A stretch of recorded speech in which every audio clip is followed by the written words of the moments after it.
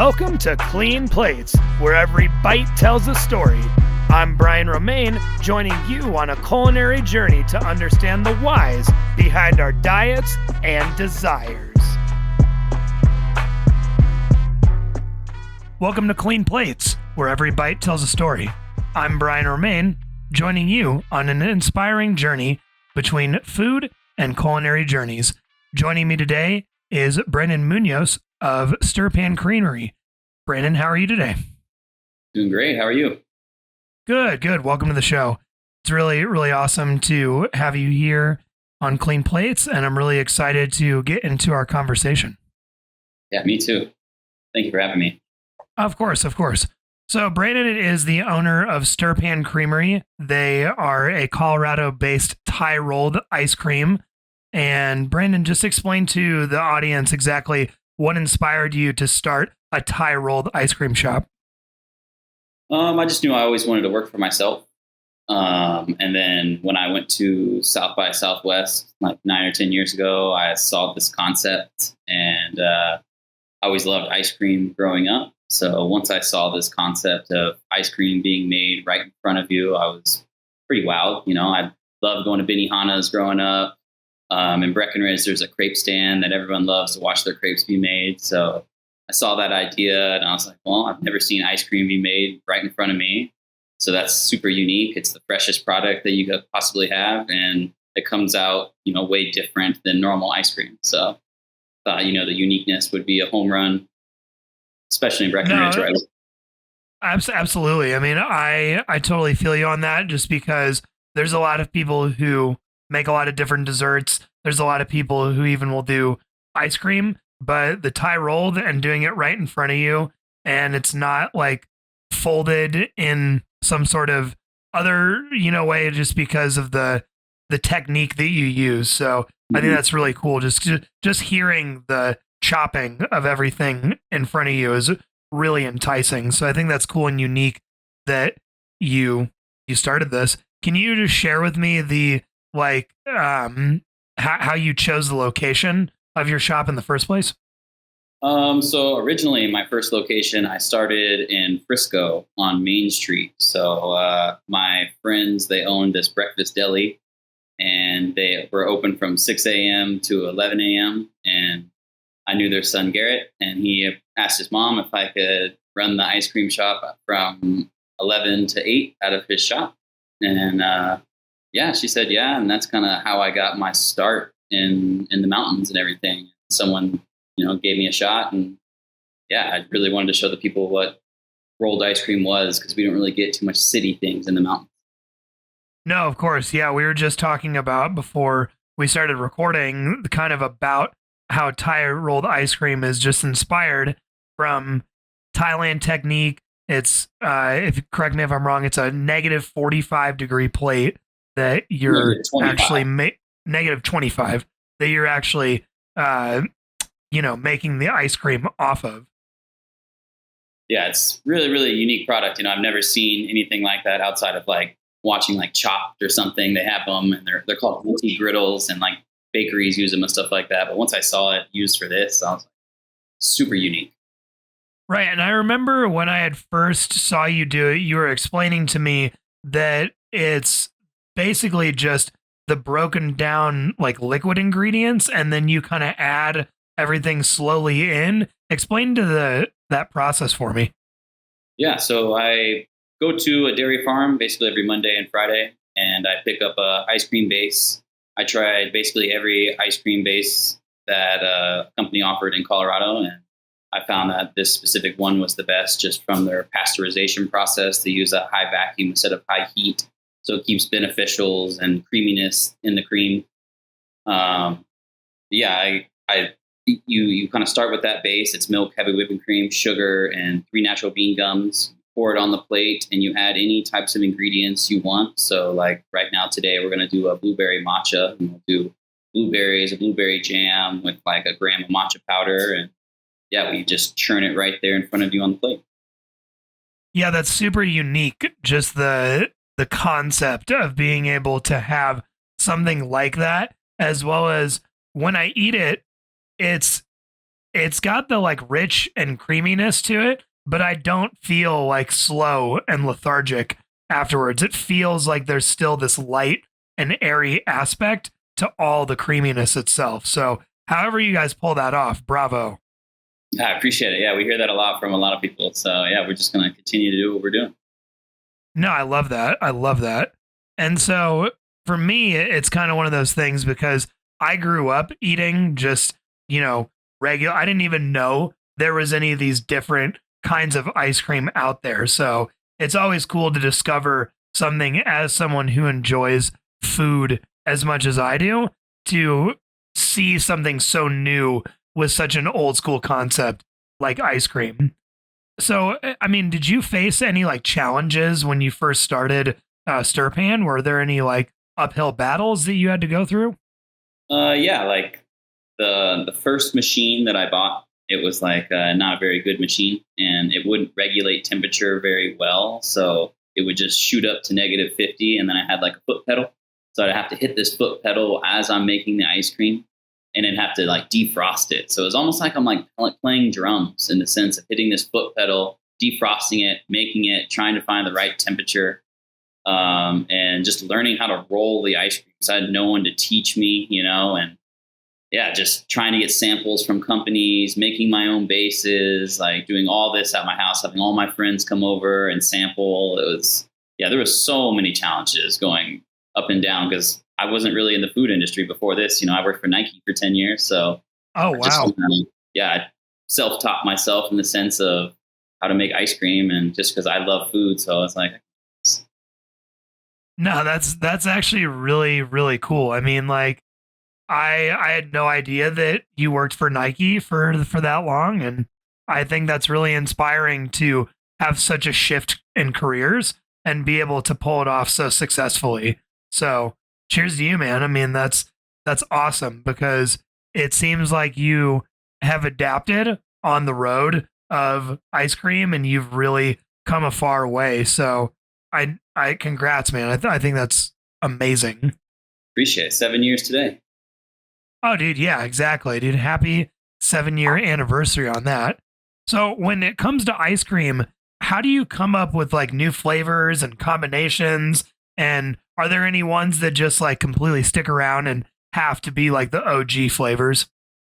Yeah. So a lot of the flavors that I came up with were probably inspired by me where I grew up. I grew up in Texas. So we always loved Bluebell. So Bluebell, Brahms, all these classic, Dallas, Texas type places. So a lot of my flavors came from that type of area. I wouldn't say Southern inspired, but a lot of them are. We have like banana pudding, chocolate chip cookie dough. Those are like two staples that I grew up on. So I knew I had to have those on my menu. For OG flavors, definitely those two. But our signature flavor is called the Upscale Vandal, aka Crack. It's basically a blend of banana pudding and salted Oreo. And yeah, it's easily our best seller. And yeah, Oh yeah, I was about to preface for the audience that my favorite flavor is literally called crack. And like it's that or that biscotti not biscotti, the Biscoff flavor that you guys gave us like a week. Dude, that one's so hard. Just crushed pieces of Biscoff in it. Like, oh my goodness gracious. Yeah, Biscoff, caramel, shot of espresso. We call that one the Euro step. That one is definitely the best coffee flavor we have. It's absolutely bomb. And so would you say that the crack is your most popular flavor? Yeah, the crack and the s'mores. The s'mores, I don't even know if I've brought it to Bonfire, to be honest with you, but what we do special with that one is we'll put the marshmallows on the pan and we roast it with a butane torch. So you get that taste of a smokiness marshmallow in every bite of your ice cream. And once people see that and smell it in the store, they usually get that one. No, that's awesome. Yeah, no, it's really nice to know that like everything you're doing is sourced locally. It's unique in the concept. It seems like you have great customer feedback from everybody that works for you, and works with you and is a customer of yours. So it's really nice that you have this like whole 360 process going on after, what you were talking about, so many struggles, so many challenges, so many different uphill battles that you had to go through. So I think that's great. It's really nice to always see small businesses thriving, especially after a long period of time of how much work that you had to put in with things.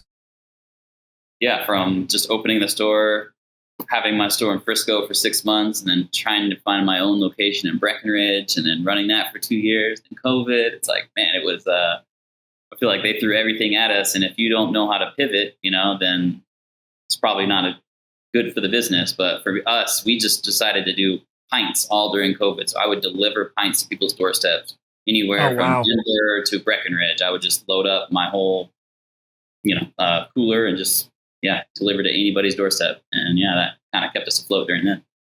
No, that's really smart, as well as like that just shows your drive, and that shows that you have this passion for not just the ice cream itself, but it's the people. Because I always see that when people are able and willing to do things like that, like I'm loading up my personal, car, and I've bought coolers and I'm getting them out to people personally. That's huge, because it's one of those things where you see a lot of businesses that definitely failed because they chose to just sit down and play by the rules and kind of, I don't know, just not think outside of the box and not pivot like you were saying earlier. So again, just daps to you, because I think during COVID was kind of everybody's testament. I mean, it's fucked up to think about it, but it's like I think about COVID almost every day,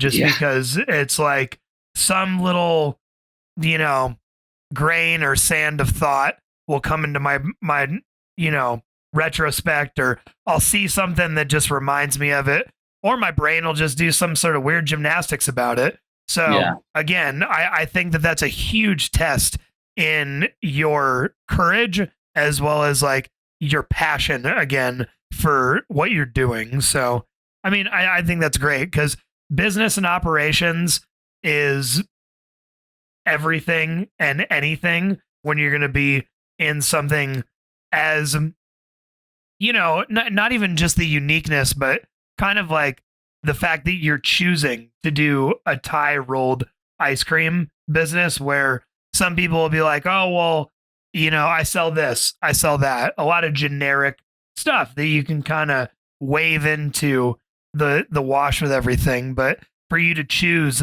that unique of a product, I think stands out, and it shows a lot of character.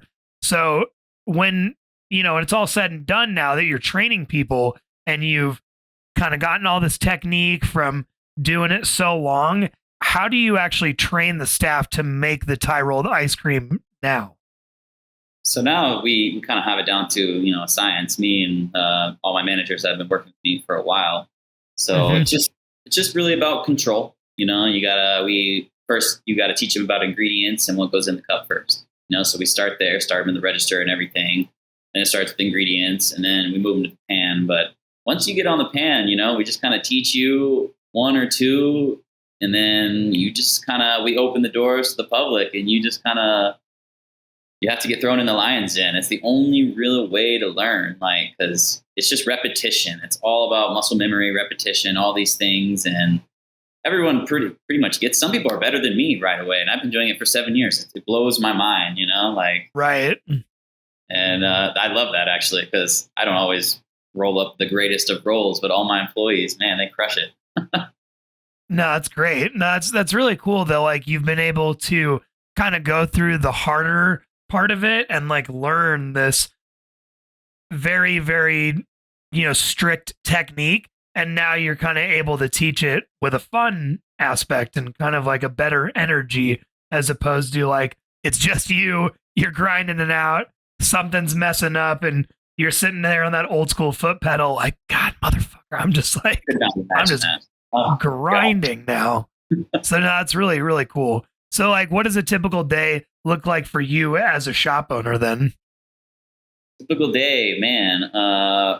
Wake up, and then obviously I put myself first. So I got to go to the gym, do everything because if I'm not right, nothing else will be right. So that's how we start the day.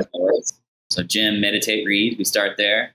Then after that, contact all the managers, Harrison that runs Breckenridge, Kyle and John that run Denver, see what we need.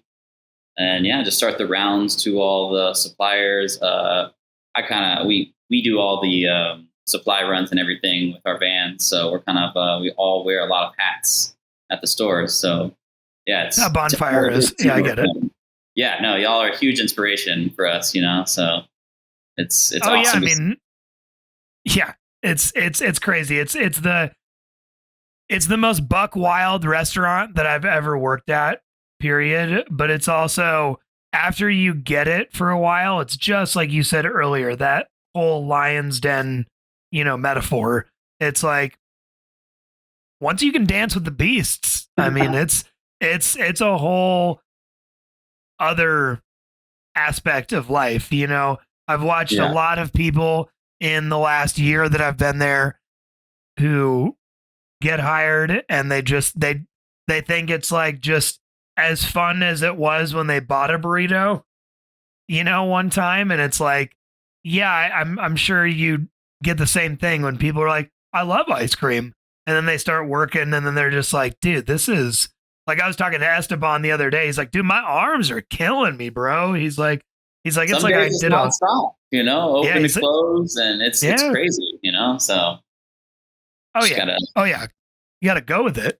It's like, I think my back hurts almost every day, just like doing, standing at the register and doing 360s and figure eights and helping people here and there. And, I'll walk 7 miles at the restaurant in that small little area, as well as like, there's just days where you're just wrecked, but that's what it is, because when you do something you love and you're in it to win it, I mean, it's like, find better ways to mitigate that.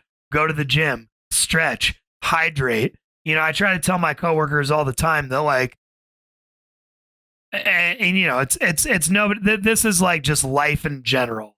This has nothing to do with anybody specific at all. It's just that if you're going to treat your dojo like trash and just like leave a bunch of wrappers everywhere and not take the recycling out and keep the lights on all night, and that's just, again, just a metaphor for treating your life as the way that I show up to not only work, but these podcasts, my life habits, and other gatherings that I have in general, as the best version as I can, because I don't want to be hungover. I don't want to be tired. I don't want to be sick. So it's just all these things that kind of like incorporate into almost being like a business owner of yourself. It's like, I'm the CEO of me. This podcast is brought to you by Evo Hemp. Calling all health enthusiasts, are you looking for a natural way to boost your wellness routine? Meet Evo Hemp, the game changer in the world of health and nutrition. Evo Hemp brings you a range of delicious hemp-based products that are as nutritious as they are tasty. From protein bars and snacks to hemp hearts and oils, they have everything you need to nourish your body and support your active lifestyle. Why hemp, you ask? Hemp is a powerhouse of nutrition packed with essential fatty acids, protein, and fiber. It's the perfect addition to your diet, whether you're a fitness fanatic, a busy professional, or just someone who wants to eat better. And there's something special about Evo Hemp. They partner directly with American farmers, ensuring that their products are sustainably grown and of the highest quality.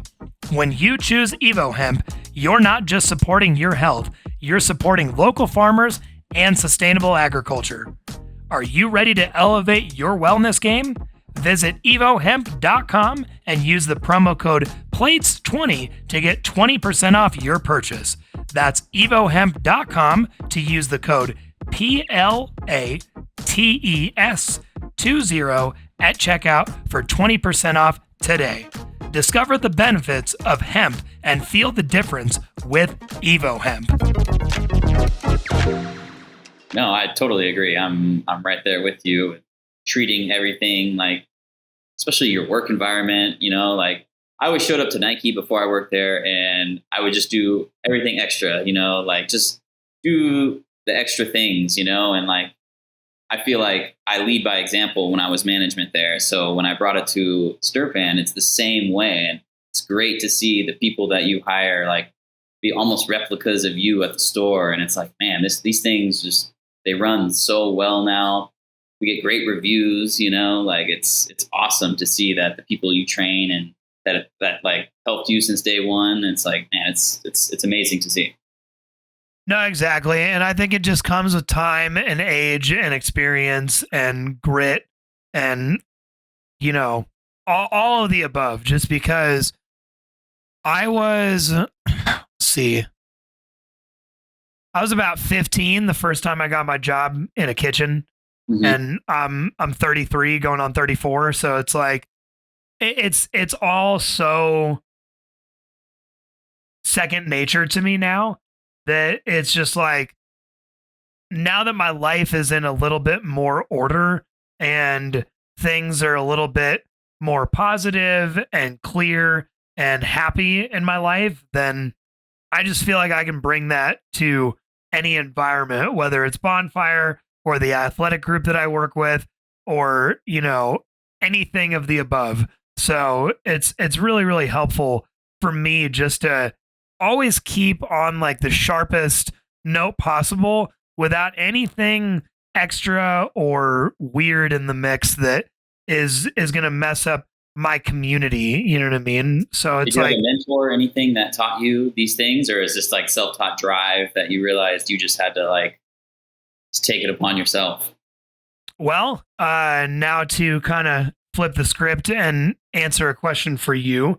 Yeah. 4 years ago, I quit drinking. I was in a pretty bad place with alcohol. I was really using it as a tool to escape, and things were getting pretty hectic, and I was losing all my relationships, all of my friendships, all of like, everything. I was, involved with, probation and stuff with the law as well as the court system. And just, I was on probation for, 5 years. So 2018 till last year. And I went to rehab in 2020. So it's like, kind of like wrapping that all up into a ball is just like, I've had a lot of different sands of time of mentorship. I've seen so many examples. Last year I had to spend about 60-ish days in Adams County just to finish up my probation and like get everything clear, because COVID really set back the court system like a decade. And so when I was in there though, I've been sober now for 4 years off alcohol and other hard drugs. And it's interesting because like watching the examples of like guys that are in their 50s, getting into their 60s, who were just like ready to get just trashed outside of jail. And it's like, dang, dude, like this is your 5th DUI, you say? And you're going to be at the halfway house for how many years? Jeez, like that's that you'll be well into your 60s by then. It's all these things, these stories, these time, this let up of all these things that I learned, whether I was in rehab or jail or right now I do have a like a performance coach that I work with. So it's great, but it's like all the forced therapy, all the like stuff I had to do while I was in treatment or through the, court system.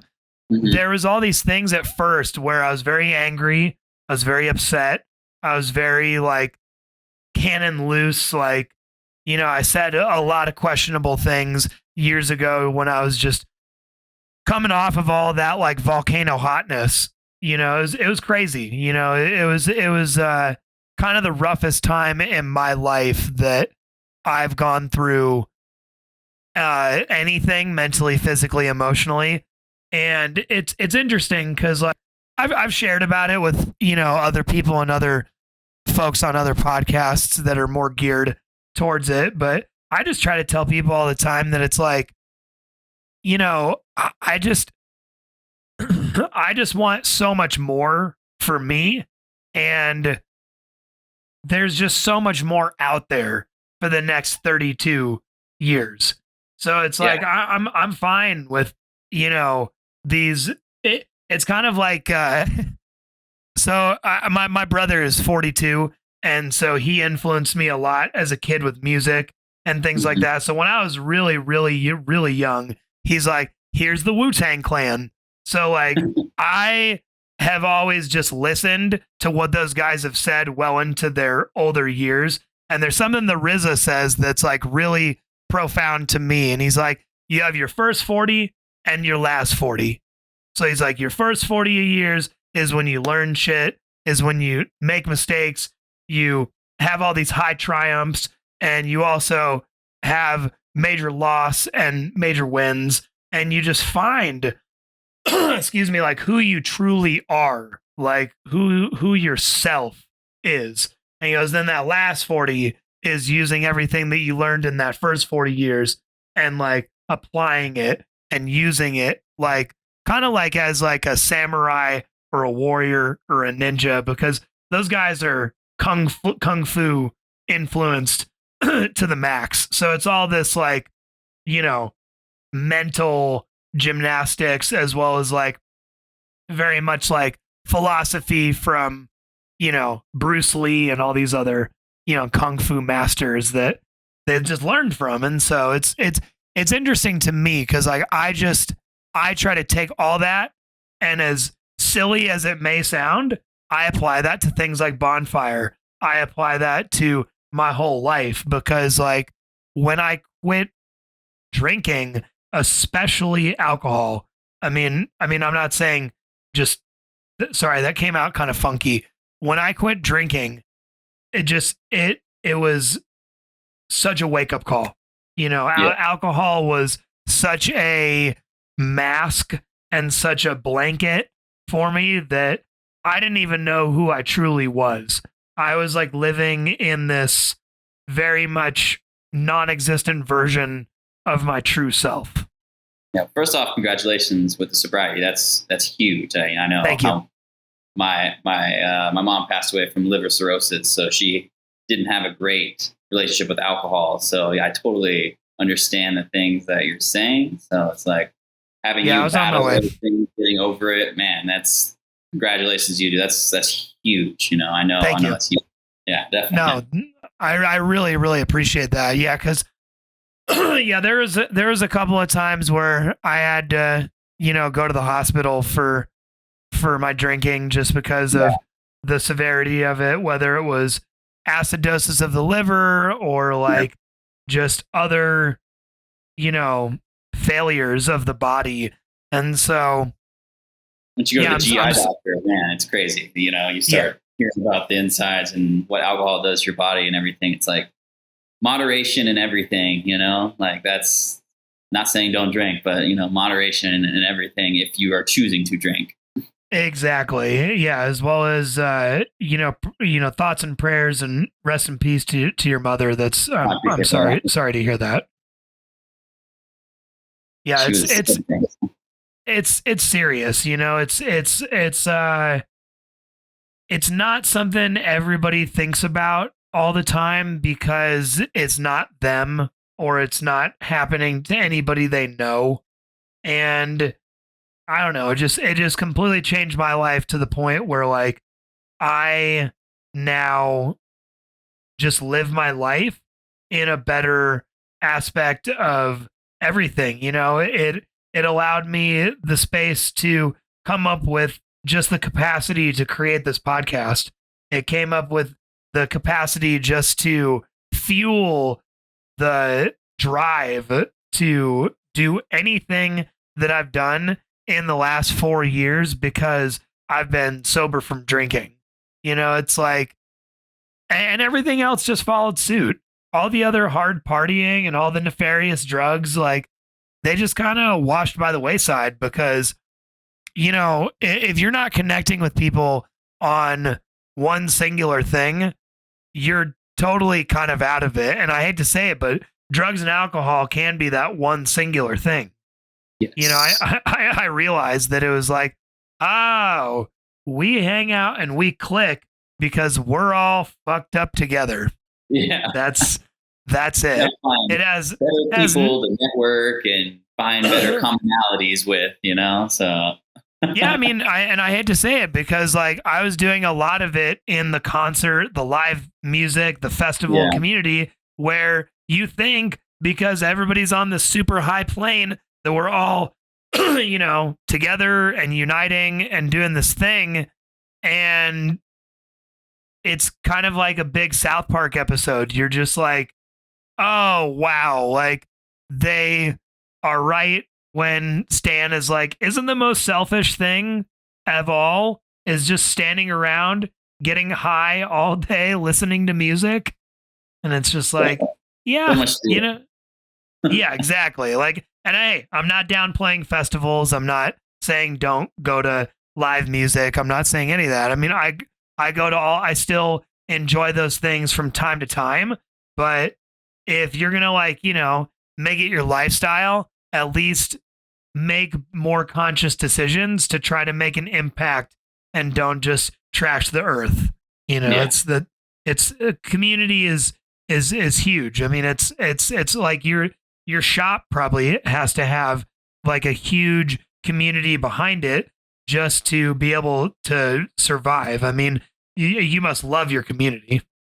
Community is everything. For especially in Breckenridge, it's all about locals and everything. And locals, we are like tour guides in Breckenridge, so it's great. Like when people come in and I'm like, "How'd you guys hear about us?" I ask every customer that like it's our first day, because I'm just always curious. And it's like from bus drivers, servers, people on the lifts, like the community in the mountains. Man, it was awesome to be fully embraced by them. And then, working for Nike for so many years, so many people work there. They helped me build the business. They brought in so many people, like still to this day, so it's like, man, community is everything up there. And I'm finding that out in the same thing in Denver, even though it's a bigger city, we have our Platt Park and our Wash Park communities and all the people that live in the neighborhood that they'll come in twice a week, get pints, just talk to us, making sure we're doing well. It's like awesome to see people want to see us succeed. It's an amazing experience. No, that's got to be great because, like, you don't see that a lot in, like, I'm not saying that you don't see that a lot in Denver, but Denver has such an interesting food scene. We're so melting pot of everything. So it's great to see people supporting one singular product so heavily. And I think that's great. Like, did you guys have like certain marketing strategies that you had to implement from the beginning? Or was there like something that you just learned from Nike that you kind of shifted over into ice cream?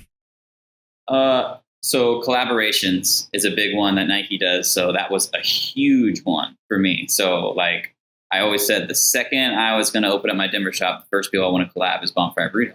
What do you know? We made that happen. So it's just when I posted my picture yesterday of our 7-year anniversary, there's a guy that introduced me to Bonfire Burrito. His name's Will, and he's wearing the Bonfire Burrito shirt there, So like forever, I've been manifesting this for so long. So I'm so happy it came into to fruition. But collaborations was the biggest ones, just to cross promote with people, just because I love to support the people that I frequent. That's a big thing. Like Tokyo Premium Bakery down the street, I always go there trying to work with them. We have a couple of cool things in the works. So it's like, yeah, I love collaborations. And then, just our normal Yelp and Google type of listings that certain keywords that we have learned, certain customers that work in these fields have given me a lot of great insight. So they've helped me a lot to get better traffic flow and everything. Like just trying to help us out for, no reason at all. It's amazing. And then, yeah, we're just kind of boots on the ground. You see me, I'm at Bonfire pretty much, try and be there every weekend unless I have another event. I'm at every event I can possibly be just to promote. We'll give out samples. We'll do anything, We're kind of boots on the ground type of people. Yeah, no, as well as like, I just like your guys' style in general, like the artwork on the pints themselves. I like the style that you kind of bring when, you come to the shop, as well as like right now you've got that piece behind you. That's beautiful. That's a really nice piece of art that you have behind you. Yeah, I'm a huge art collector, so I try to infuse that into ice cream. So if you go into any of my shops, I have tons of art that from different artists that I collect. The one behind me, his name's Lefty out there. He's from Chicago, super famous guy. He's amazing artist. Yeah, if you go into any of my stores, you'll see a lot of really cool art. But yeah, the pint label that was inspired from Brazil. He's that guy. His name's Anivo, and he's one of the most famous street artists in Sao Paulo. No, that's really cool. Yeah, I got into kind of like collecting like one-of-one vinyls, whether it's a canvas or like Japanese handmade toys, things like that. Like I'm really, really into vinyl toys and things like that. Like I love that whole culture of just like that new school, like street art mixed in with the Japanese culture. And then you bring it over to, here, and there's like, I don't know, there's like Gummy Fetus and like some of these other guys that, Mars One, that just make amazing, mind-blowing pieces of artwork. I have a friend who owns this, he owns a shop called Mile High Gallery, and it's just filled to the brim with that kind of stuff. Same thing with my buddy's shop, Positive Vibes. They have all this one-of-one artwork, but yeah, I'd heard you're a collector. What's that? Yeah, I said I did a party with them last week. Positive Vibes. Yeah, no, they're great. Yeah, the owners live around the area where I'm from in Kansas, and then they have guys that run the shop that have lived off and on here in Colorado for many a moon. But yeah, they're great guys. I mean, like they're such a unique community when it comes to glass, because glass art is such a weird thing these days with like community and market and artists and yada yada yada. So it's really nice that they still have it locked down over there. Yeah, that was my first love to art. And I didn't realize that, as when I was 18 and I go to these head shops, and now I have like Darby Holmes, Luke Wilson's, all these amazing pieces where I'm like, man, I loved art back then and I didn't really realize it, and then transitioned into physical art and then NFTs. And then I got a cool couple vinyl figures over here that you can't see, but yeah, like it's awesome. I go to Art Basel pretty much every year. Oh, yeah. So yeah, it's such a unique community, and they fully embrace the ice cream as well. It's awesome. Like this is Aku is what his name is. He's an artist. AKU is yeah. So yeah, he's super popular right now. I should definitely introduce you to some of my guys over at Everdream Studios. So like Nate Myers and Alex Ubatuba. Yeah. Punny works over there sometimes, as well as Elbow works over there. And yeah, there's a lot of cats that go through there. But yeah, dude, it's just such a cool community. I mean, my first love kind of like that as well. My mother's cousin, shout out to this guy, Chris Sherwin. he is a soft glass blower.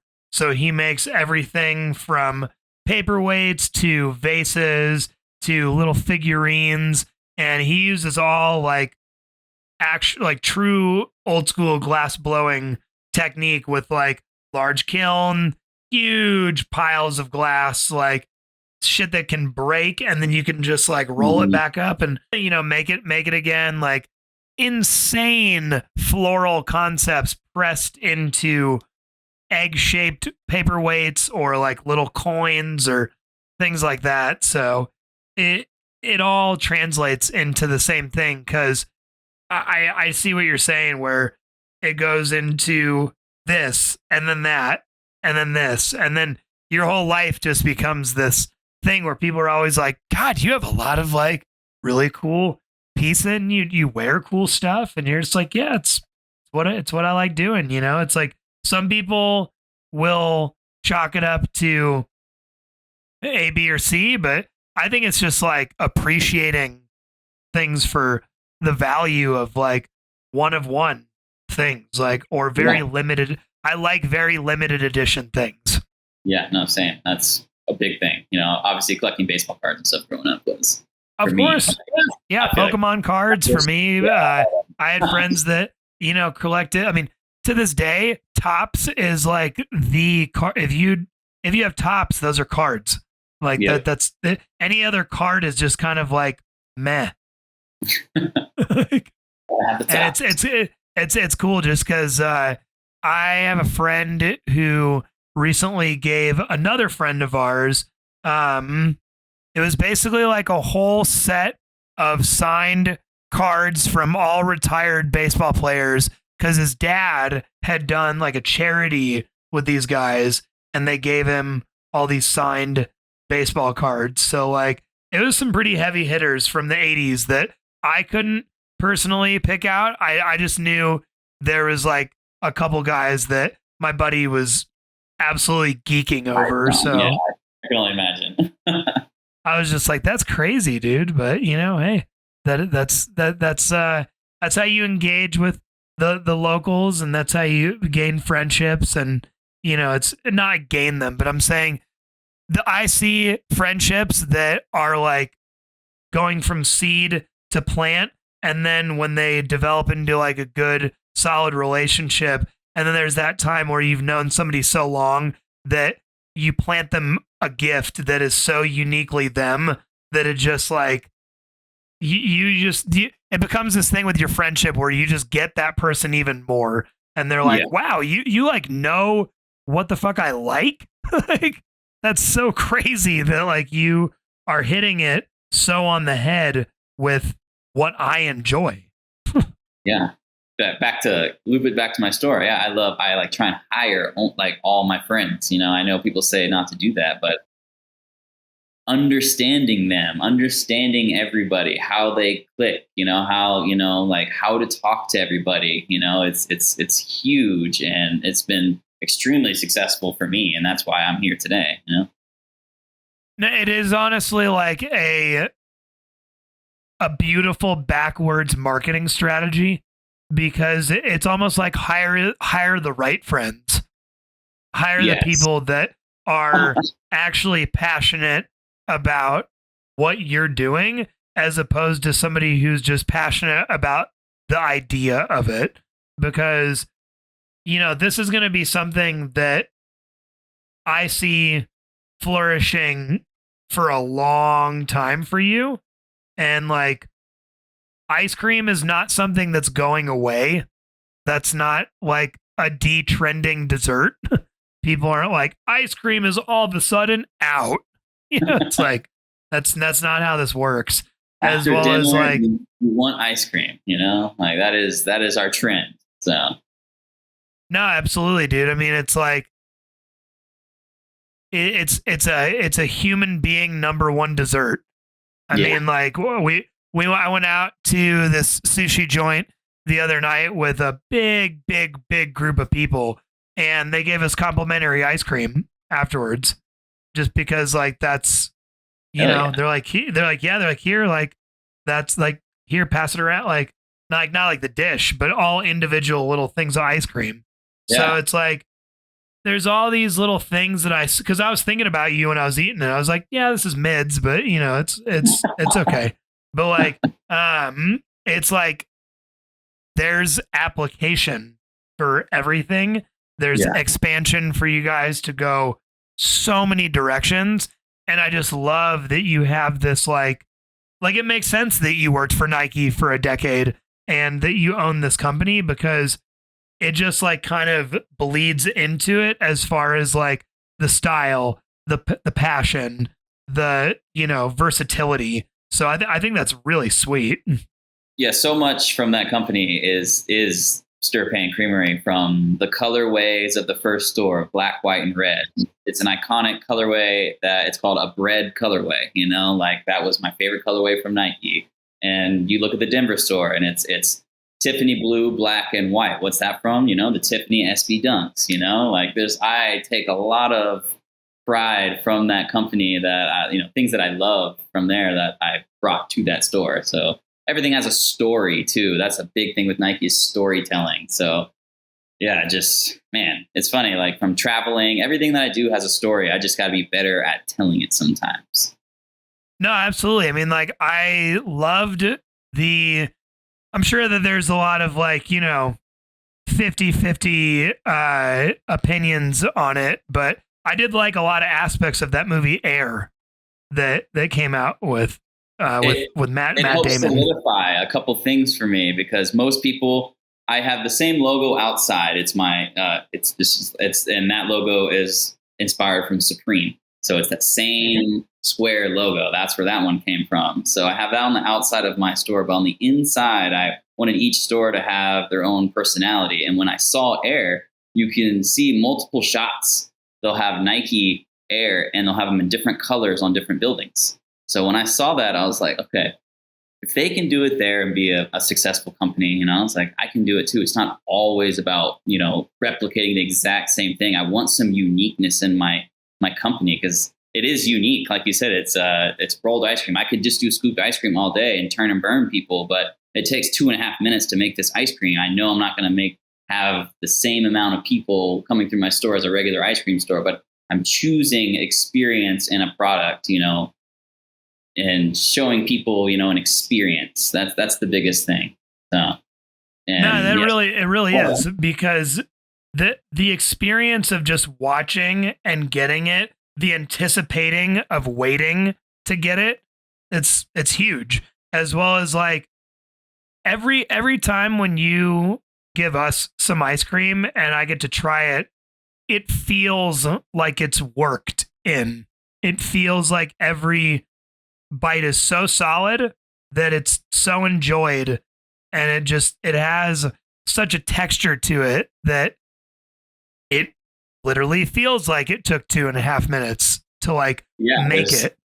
There's no air in the ice cream. You know, most people, when you get regular ice cream, they'll run it through the drum and then they can whip air through it. It's called overrun, you know, and they can make it, you know, fluffier and fluffier. For our ice cream, since we make it on the pan, there's no air. So it's almost like you're biting into the ice cream more. It's almost like a chewy-ish type of texture compared to normal ice cream. And that is the one thing everyone immediately says. They're like, wow, texture is way different and tastes way different. And like, yeah, because it is completely different how it's made. Absolutely. I mean, it actually took like time from the time that I was in the back of the kitchen. I had to walk slower up to the register because I was like, dude, this is still on my fucking, like, whoa, it's all over my palate. So, you know, it's great because it's very different and the experience is sought after over and over and over again, to the point where people can have the conversation all they want of like, yeah, I'd love to go get ice cream, but I can see it more of, I'd like to go get Stir Pan Creamery though. Like, I want Thai rolled. I want this. Yeah. When customers come in Breckenridge and they tell me they pretty much plan their vacations around my ice cream store, man, there's no better feeling than that. I'm like, man, year after year they come and they're like, we can't wait to come to this place, you know, and I'm just like, man, nothing feels better than that. I'm like, I can't believe I created this from my kitchen. From seeing it at South by Southwest, saying this would crush in Breckenridge, and then practicing in my kitchen to where it is now, the 2 stores. It's mind blowing to me, like where we are. Oh, absolutely. I mean, when you saw it in South by Southwest, was it just like a traditional Thai rolled, by Thai people, or is it just folks in America? No, the place is called Hollow Mode, and they're one of the first 5 probably companies in the United States that did rolled ice cream. And yeah, I was just going to see Deftones at Zilker Park, and they was just there. It was just a food truck, and there's just one girl working the food truck, and yeah, I just got the Oreo ice cream, and once she made it for me, I was like, this is the coolest thing I've ever seen. I've never seen ice cream be made in front of me. Like, I want to do this. No, for sure. Yeah. My buddy Vinny owns a shop called Explore Glass Gallery, and that was the last time I ever. Oh, are you serious? Yeah. Oh, so that must have been you at one of his events. I've been at every one of his events since October 17th, 2017. I just looked yesterday. That is so fucking comical, dude. Yeah. So he's not only a huge customer of Bonfires, but I've known him, God, probably 2015, maybe 16 was Santa Fe or whatever it was. I don't know if you went to the first shop, but. Oh yeah. No, I mean, I went back in the day, as well as I had a lot of friends that worked with Grassroots for the hat company. So it just all would shift with people 10 years ago, 11 years ago, when I first moved here, when the culture was just different. And so, yeah, he was one of the first people I ever met through the glass scene, through the guys at Positive Vibes. So that's hilarious, because I was going to say the only other time I've ever seen Thai rolled ice cream in Denver was there. Yeah, he put me on early. I just shot him a random DM, 3 months ago, asking if I could make ice cream. And man, what a great relationship that has turned out to him and Zach and all the people over there. Man, I love them over there. They're awesome. They're some of the nicest guys, and they're humble about what they do. That was, working in the cannabis industry for so long, I saw so many people that it kind of is like a ironic version of like a rags to riches thing, because a lot of people I saw kind of shoot up in the industry and make a lot of financial advancement, we'll call it, as well as other things, and it just changes some people, but those guys have always remained the same, no matter if there's millions of dollars of product and people and net worth and assets around them. They are the nicest guys. Yeah, they're amazing. No, that's hilarious. That I was just mentioning the fact that that was one of the only other places I've seen it around, and it happens to be you. Shocker. Yeah, no, I get it though, because it's that unique. It's that one of one that it almost makes sense. It's my buddy's dad told me this story one time where him and his wife were having this discussion in their car on a road trip in his BMW about the wood panel in his Beamer. And he's like, yeah, it's real wood. And she was like, I don't think it's real wood. I think it's some sort of plastic. And he's just like, nah, honey, this is a special kind of BMW. They don't make these with plastic. Trust me. They happen to be doing a country, a road trip across the country in the Midwest. And they stopped by this place that makes these handmade wooden spoons, as well as kitchen, utensils. Cause this guy makes one of one wooden, utensils. So they had to stop by there. So they're buying all this stuff. And this guy, my buddy's dad, goes, hey buddy, he's like, can I get your eyes for a second? I just trying to settle an argument between me and my wife, because I'm trying to tell her that the panels in my BMW are made of wood, and she's trying to tell me they're plastic. And he's like, I don't even need to go out to the car right now because I can tell you they're wood. He's like, really? He's like, how do you know that? He's like, because I made the panels. He goes, what? He goes, are you fucking kidding me? He goes, no. He goes, I've been licensed. As an older gentleman. So he's like, I've been doing woodworking for over 2 decades, and I've been a partner of BMWs for quite some time now. So like, I make my spoons and my kitchen utensils, but I've also been licensed out to make these panels for these cars because they have to be shaped a certain way, as well as like when he just looks at his wife, looks at this guy, and it's just like argument settled. There it is. So it's just funny how like that is, again, it's a unique product of like, people will always remember it because I think what sets it apart from everything is the fact that it's not just ready to go when you're there. When you walk in, you have to order it, and then you guys have to sit there and take it from raw to rolled. Some people hate that too, because if you go anywhere, desserts, when you get a dessert, it's already made. So waiting in line, some people they don't want that type of experience. But for the people that do, man, it's worth it for sure. Oh, I understand. I mean, there's people all the time that will come up to me at the register and they're like, hey, it's been like 20 minutes. And I don't want to tell you the things that people tell me. Yeah, it's I get it. We don't have to go down that road. But I was just like, yeah, I was like, yeah. Do you not see that there's 1,000 people around? 99% is positive, though. That's the great thing, Yeah. Oh yeah. No, it's all a good thing. But yeah, Brandon, thank you so much for joining me today. I mean, it's been awesome just being able to talk with you about life and ice cream and your business and just everything that you're doing right now. I think that's really great. Just the challenges and the adaptations that you've gone through. I think it's great. Like having this conversation has been very eye-opening for me personally. Yeah, it's been amazing. I really appreciate you having me on. Definitely, if anybody's in the Colorado area, check out the stores in Denver or in Breckenridge. And yeah, man, I'd love to serve everybody. Absolutely. Yeah. So they can just find you, Stir Pan Creamery for everything, social media, website, brick and mortar. I'm there for sure. Absolutely. All right. Well, thank you so much for joining me today. Everybody, you guys take care of yourselves, and we'll see you next time. I appreciate it. Thank you.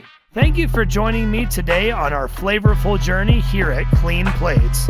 If you enjoyed our exploration into the world of food and the stories behind our eating habits, be sure to subscribe where you get your podcasts. And don't forget to share your own food stories on my personal page at Brian Waterleaf or the Clean Plates podcast page on Instagram. And remember, every plate has a story, and we are here to discover them together. So stay curious, keep exploring, and continue to nurture your relationship with food. I'm Brian Romaine, and until next time, keep your plates clean and your hearts full.